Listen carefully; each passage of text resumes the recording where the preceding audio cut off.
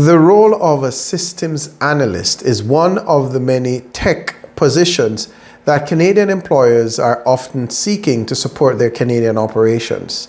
Many employers often support their foreign employees' application for work permits as systems analyst. One of the channels through which this may be very feasible if you're looking to hire a systems analyst is through the intra-company transferee program.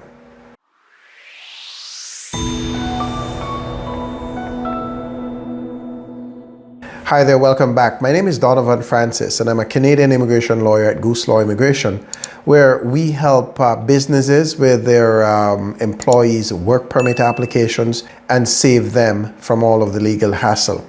In this program, I want to talk about systems analyst and how, as an employer, you may be able to hire a foreign systems analyst, a systems analyst located outside of Canada to support your Canadian operations if you are having issues identifying a systems analyst locally to meet the demand of your Canadian operations. So many Canadian employers often hire systems analysts from a related company that is located outside of Canada.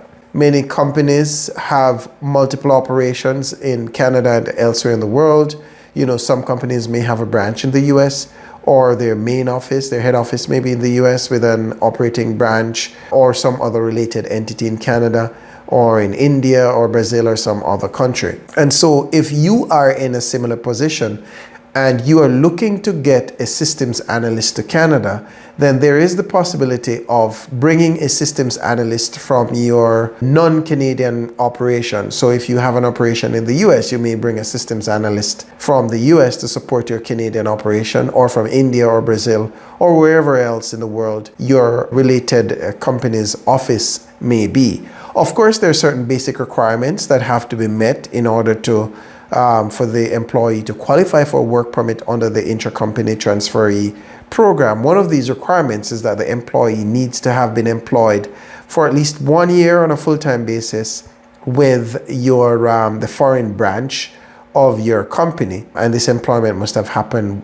there in the foreign branch, not in Canada. The person should not have been employed while in Canada. So those are some of the basic requirements that need to be met. But provided those basic requirements are met, then the ICT is going to be a very viable option, because a critical part of the ICT program is something known as specialized knowledge, right?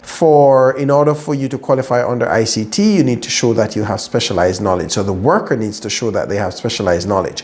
And specialized knowledge is something that systems analysts are particularly adept at. The nature of their work requires them to have specialized knowledge. So specialized knowledge is really made up of two things. There's what's called proprietary knowledge and there's what's called advanced expertise.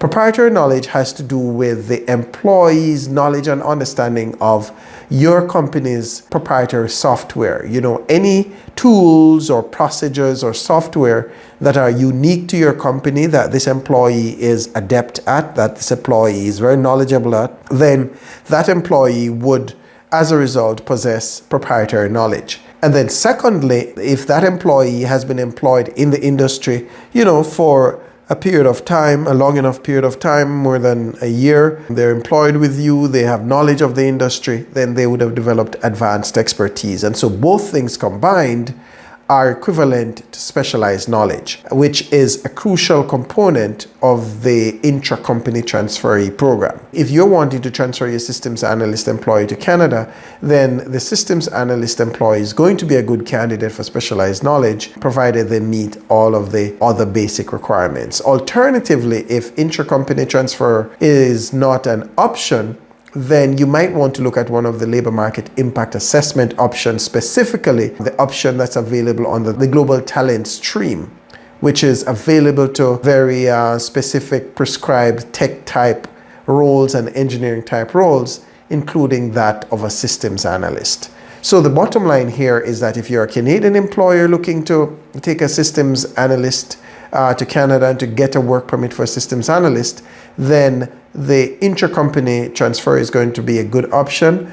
And failing that, you might want to look at an LMIA option, especially the LMIA option that falls under the global talent stream. All right, so I trust you found value from this. As always, remember to like our videos so others will see more videos like this. Subscribe to our channel and check us out on go.gooselaw.com. Thanks. See you again.